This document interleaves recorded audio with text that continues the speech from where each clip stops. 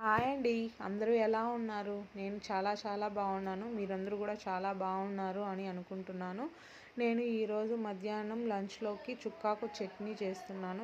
చాలా బాగుంటుంది. మీకు గనుక నచ్చినట్లయితే మీరు కూడా ట్రై చేయండి. వేడి వేడి అన్నంలోకి పుల్లగా చాలా బాగుంటుంది.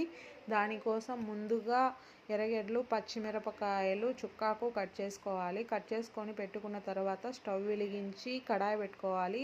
కడాయి వేడెక్కిన తర్వాత ఆయిల్ వేయాలి. ఆయిల్ వేడైన తర్వాత ఆవాలు, జీలకర్ర వేసుకోవాలి. తర్వాత కరివేపాకు కొంచెం వేసుకోవాలి. పచ్చిమిరపకాయలు వేసుకోవాలి. పచ్చిమిరపకాయలు బాగా వేగిన తర్వాత ఉల్లిపాయలు వేసుకోవాలి. ఉల్లిపాయలు బాగా వేగిన తర్వాత కొంచెం ఉప్పు వేసుకోవాలి.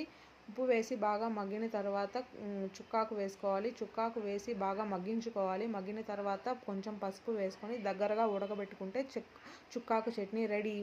మీకు కనుక నా వీడియో నచ్చినట్లయితే లైక్, షేర్ అండ్ సబ్స్క్రైబ్.